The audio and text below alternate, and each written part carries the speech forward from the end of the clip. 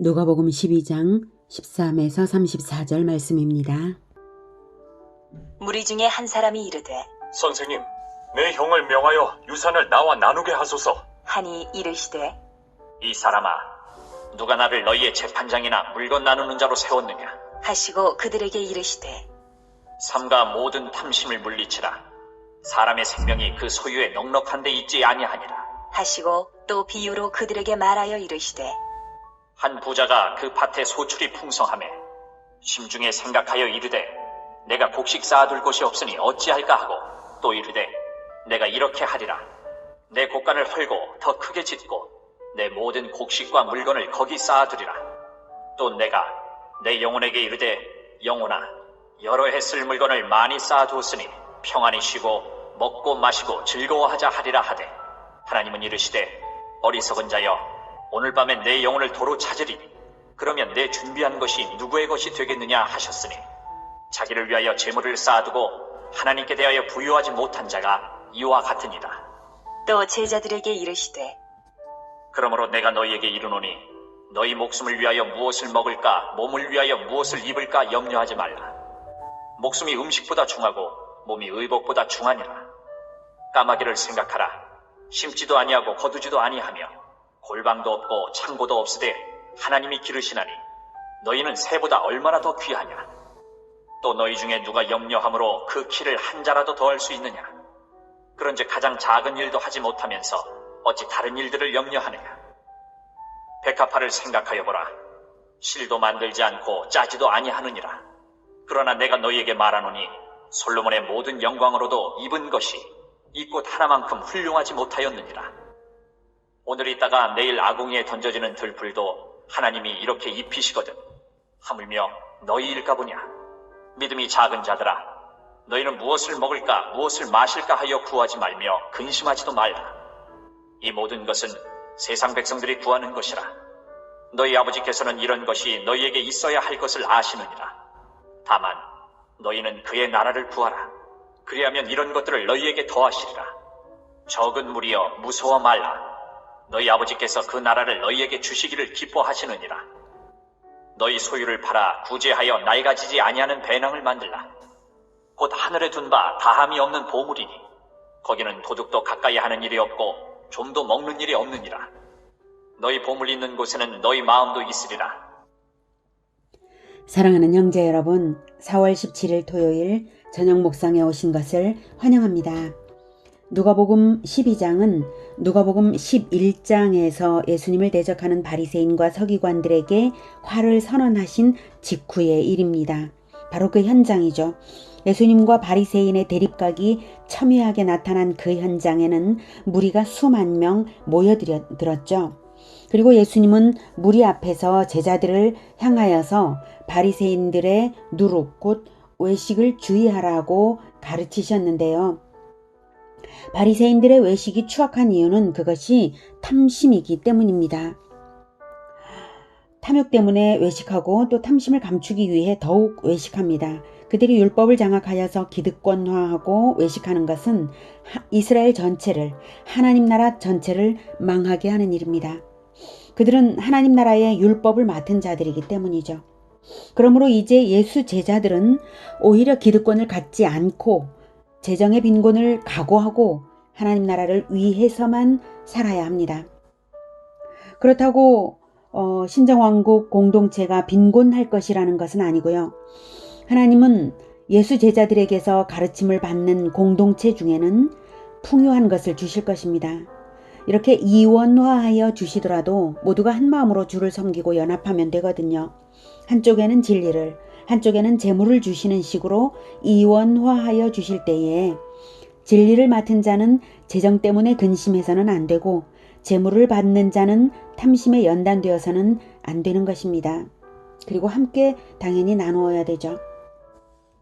그래서 오늘 본문에서는 21절까지는 재물을 받는 자가 유념할 가르침을 주시고 22절부터 32절까지는 진리를 맡은 자가 유념할 가르침입니다. 대별하면 그렇습니다. 그리고 34, 34절은 모두에게 주시는 것입니다. 자, 13절 무리 중에 한 사람이 이르되 네, 12절까지는 제자들에게 가르침을 주신 것인데요. 무리 중에 한 사람이 말을 해서 이제 무리에게 가르치시게 됩니다. 선생님, 내 형을 명하여 유산을 나와 나누게 하소서 하니 이르시되 이 사람아 누가 나를 너희의 재판장이나 물건 나누는 자로 세웠느냐 하시고 네, 누가 나를 세웠느냐. 예수님은 사명에 철저하십니다. 받은 사명이 아닌 것에 휘둘리지 않으셨죠. 예수님의 사명은 진리로서 죄인을 구원하도록 세움받으셨지 세상적인 분쟁 조정을 위해 오신 것이 아닙니다. 세상 일은 진리 안에서 각자가 하면 될 일입니다. 그러니 예수 제자도 마찬가지로 남의 사적인 다툼에 휘말려서 사명 수행을 그르쳐서는 안 됩니다. 그래서 예수님은 바로 가르침으로 처리를 하시죠. 15절 그들에게 이르시되 삼가 모든 탐심을 물리치라. 사람의 생명이 그 소유에 넉넉한 데 있지 아니하니라. 네, 삼가 모든 탐심을 물리치라. 탐심은 만족을 추구하기 위해 끊임없이 생기는 욕심이죠. 그만해도 되는데 자꾸만 만족이 안 되는 거예요. 이때 조심해야 합니다. 절제심을 가지고 어느 정도에서 마음을 접을 줄 알아야 합니다. 그러지 못하면 탐심에 빠진 자는 영적 소경이 되기 십상입니다. 아니 반드시 그렇게 됩니다. 바리새인들이 영적 소경인 것은 그들이 성경을 안 배워서가 아니라 탐심 때문에 그렇게 되고 말았던 것을 기억하시기 바랍니다. 성경은 탐심을 헛된 행위, 모든 악의 근원, 우상숭배라고 말합니다. 사람의 생명이 그 소유에 넉넉한 데 있지 아니하니라. 생명은 하나님께 달렸지 재물에 달리지 않았습니다. 혹시 재물이 있으면 건강이 보장된다고 생각하시나요? 잠시 연명은 될지 몰라도 하나님께 생명이란 영원한 것만 생명이지 이 땅에서의 잠시를 말씀하신 것이 아닙니다. 이 땅에서의 10년이나 100년이나 다 같은 것이죠. 이어지는 예수님의 비유를 보면 확연히 나타나죠. 16절부터 또 비유로 그들에게 말하여 이르시되 한 부자가 그 밭에 소출이 풍성하매 심중에 생각하여 이르되 내가 곡식 쌓아둘 곳이 없으니 어찌할까 하고 또 이르되 내가 이렇게 하리라. 내 곳간을 널고 더 크게 짓고 내 모든 곡식과 물건을 거기 쌓아두리라. 또 내가 내 영혼에게 이르되 영혼아 여러 해 쓸 물건을 많이 쌓아두었으니 평안히 쉬고 먹고 마시고 즐거워하자 하리라 하되 하나님은 이르시되 어리석은 자여 오늘 밤에 내 영혼을 도로 찾으리니 그러면 내 준비한 것이 누구의 것이 되겠느냐 하셨으니 자기를 위하여 재물을 쌓아두고 하나님께 대하여 부요하지 못한 자가 이와 같으리라. 이 부자의 수입은 부정축제도 아니고 정당한 수입이었습니다. 그렇지만 오직 수입에만 열중했다는 점이 맹점이죠. 하나님께 부유했어야 영원히 남는 것이 있었을 것을 이 부자는 전혀 그것을 하지 않았죠. 네, 하나님께 부유한 것이 무엇일까요? 물론 교회당에 가서 헌금하는 것도 좋지만 그것만을 말하지는 않고요. 그 다음 그 이후에 나오는 말씀들을 보면 바로 구제임을 알 수가 있습니다. 17에서 19절에 보면 이 부자는 내가 내 곳간 내 모든 곡식 내가 내 영혼에게 이렇게 말을 하고 있습니다. 그가 내 소유인 줄로만 생각하는 모든 것들이 내 것이 아니었다는 진실을 죽음으로써 확인하게 된 것입니다. 하나님께 부요하지 못하면 내 영혼도 내 것이 아닌 것이죠. 내 곡식, 내 재물, 내 곳간은 내 곳간이었다고 생각했지만 그것도 물론 아니고요. 내 영혼이 내 것이 아니니까. 네. 20, 21절 하나님께서 도로 찾으리니 누구의 것이 되겠느냐? 하나님이 도로 찾으십니다. 모든 것은 하나님께로 돌아가서 이 땅에서의 행위대로 영원한 운명이 결정됩니다. 모든 것은 하나님의 것이므로 하나님께 대하여 부유하지 못한 자는 진정으로 소유한 것이 아닙니다. 이렇게 무리에게 가르치신 후에 제자들에게는 근심하지 말 것을 가르치십니다. 제자들은 진리를 맡은 자이므로 진리를 맡은 자들로서 자기 사명에 충실해야 하므로 재물에 관여하지 못합니다. 그러면 탐심은 버렸다 해도 근심은 남게 되는데요. 탐심이 생명을 돕지 못하는 것처럼 근심도 생명을 돕지 못하고 오히려 생명을 해야죠. 22, 23절 또 제자들에게 이르시되 그러므로 내가 너희에게 이르노니 너희 목숨을 위하여 무엇을 먹을까 몸을 위하여 무엇을 입을까 염려하지 말라. 목숨이 음식보다 중하고 몸이 의복보다 중하니라. 네. 염려하지 말라. 이것은 원어의 의미를 볼 때 마음을 분열시켜 어지럽게 하지 말라는 말인데요. 염려도 탐심과 마찬가지로 두 마음이 되어 분열되는 점에서 사람에게 해악이 똑같습니다. 그러니 음식과 의복 때문에 생명에 해가 되게 말라는 말씀입니다. 목숨이 중한데 중한 것을 주신 하나님이 그에 딸린 소소한 것을 못 주실 리 없는 것입니다. 안 주실 리 없는 것입니다. 예수 제자에게는 이런 염려가 가당치 않은 것입니다. 24절 까마귀를 생각하라. 심지도 아니하고 거두지도 아니하며 골방도 없고 창고도 없으되 하나님이 기르시나니 너희는 새보다 얼마나 더 귀하냐. 심지도 아니하고 라고 해서 노동을 하지 않아도 된다는 의미는 아니고요. 미물인 까마귀조차 돌보시는 하나님께서 자기 자녀를 돌보지 않으실 리가 없다는 것이죠. 25절 또 너희 중에 누가 염려함으로 그 키를 한 자라도 더 할 수 있느냐. 키는 헬라어로 신장뿐만 아니라 연령이나 생명을 뜻하기도 합니다. 자는 길이 뿐만 아니라 시간을 뜻하기도 합니다. 그래서 본절은 염려함으로 생명을 일각이나 연장할 수 있느냐는 뜻이 되기도 합니다. 그러면 의미가 더 자연스럽게 문맥에 맞죠? 26절 그런즉 가장 작은 일도 하지 못하면서 어찌 다른 일들을 염려하느냐. 네. 가장 작은 일, 생명의 일각이라도 더 연장된다면 그 다음으로 그 생명에 필요한 물질을 염려해도 되겠지만 염려로서 생명의 일각을 연장시킬 수도 없는데 그 생명을 위한 필요를 염려하는 것이 헛되다는 것입니다. 이미 주어진 생명을 위해서는 주신 분이 살피시니 염려할 것이 없고 생명을 주신 분이 생명을 돌보시는 것입니다. 하물며 예수 제자들에게는 더 말할 나위가 없는 것입니다. 27절부터 백합화 이야기를 하고 있죠. 네. 여기서 29절에 너희는 무엇을 먹을까 무엇을 마실까 요 구하지 말며 근심하지도 말라. 구하지 말며라고 했으므로 주기도문에서의 일용할 양식을 구하라는 것이 이제 모순되어 보이죠. 주기도문에서 일용할 양식을 주옵시고 라고 한 것은 매일의 영적인 양식입니다. 영적인 양식. 진리의 말씀을 구하는 것에 초점이 있는 것입니다. 영적인 양식을 잘 받아 먹는 자들이 육적인 양식도 잘 받는 것입니다. 또 주기도문의 일용할 양식은 또한 미래의 양식이 아니라는 점에서 육신의 양식일지라도 정당하죠. 광야 시대 만나를 주시던 당시의 가르침도 당일의 필요만을 거두게 하시면서 말씀 훈련하신 것이니까요. 그러므로 구하지 말라는 것은 미래를 염려하는 마음으로 구하지 말라는 것입니다. 염려하지 말라는 뜻이죠. 육신의 양식을 구하는 것은 30절에 이 모든 것은 세상 백성들이 구하는 것이라고 하셨습니다.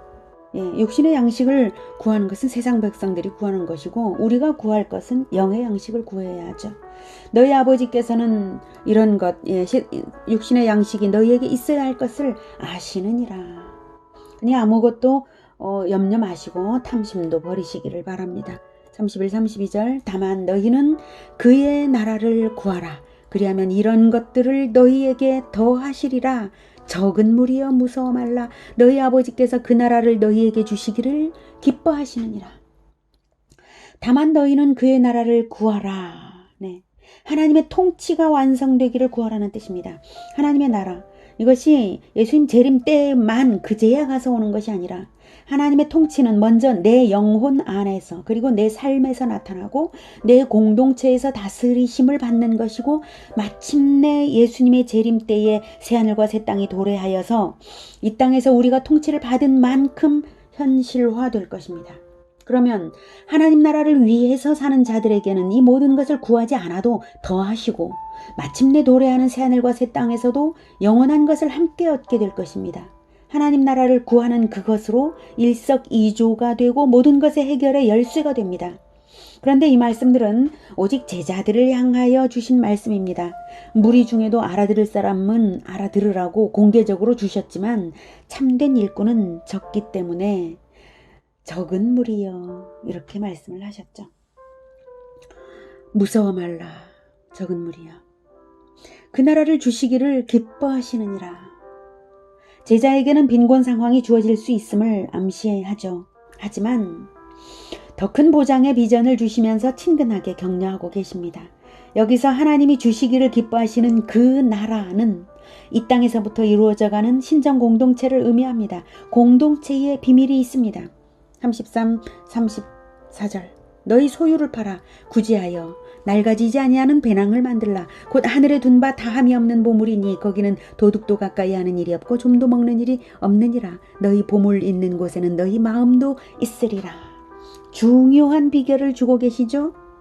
낡아지지 아니하는 배낭, 즉 영원히 빼앗기지 않는 소유, 그것이 무엇인가 하면 바로 구제하라입니다. 너희 소유를 팔아 구제하여서 배낭을 만들라. 구제를 위해서라면 소유를 팔아서라도 구제하라는 것입니다. 예수 제자들이 대체로 가난했을 텐데요. 구제할 돈이 없으면 재산을 팔아서라도 구제하라는 것입니다. 왜 그럴까요? 보물 있는 곳에 너희 마음도 있을 것이기 때문입니다. 무슨 말입니까? 가난한 사람을 구제할 때에 구제를 받는 그 사람에게 마음을 주게 되고 그 사람을 구원하여 영원히 얻게 되므로 천국 공동체가 커지는 것입니다. 그러기에 구제는 낡아지지 아니하는 배낭인 것이죠. 구제 그 자체만으로는 완성되지는 않지만 구제로서 배낭이 마련되면 거기에 보물과 같은 영혼들이 구원될 것이기에 그렇습니다. 사람을 얻는 것이 하나님 나라를 구하는 것이고 영원한 것을 얻는 것입니다. 사람의 영혼을 구원하여 하나님 백성이 되게 하는 것, 이것이 이 땅의 보장과 영원한 보장이 다 걸려 있습니다. 자기 소유를 팔아서라도 할 만한 일이죠. 근심 탐심으로 재물을 쌓아봐야 오래가지도 못합니다. 그런데 오직 사람을 구하는 일에 초점을 맞출 때에는 근심 탐심 버려지고 이 땅과 천국에서 보장받습니다. 세상 행복한 일이 바로 하나님 나라를 먼저 구하는 일입니다. 하나님 나라를 구하면서 근심 탐심 다 버리고 하나님의 보장을 누리시는 우리 모두가 되기를 축복합니다. 기도하겠습니다. 하나님, 우리는 이 세상 것에 많이 눈길이 쏠려 있습니다. 그러나 하나님, 이 귀한 말씀을 주시면서 천국을 바라보게 하시니 감사합니다. 하나님 나라만을 구하면서 하나님 나라를 위하여 살아가겠습니다. 영원한 것을 얻는 그 비전에 마음을 두고 영원히 이뤄지지 않는 그것을 위하여 살아가겠습니다. 오직 하나님 나라가 이 땅에서부터 이루어지게 하여 주시옵소서. 우리 가진 육신의 것을 아끼지 않고 썩을 것을 아끼지 않고 그것을 사용하여서 영원한 것을 언제나 더 얻어서 하나님께 영광을 올려드리는 우리 모두가 되게 하여 주시옵소서. 예수 그리스도 이름으로 기도드립니다. 아멘. 이어지는 시간은 개인 기도 시간입니다.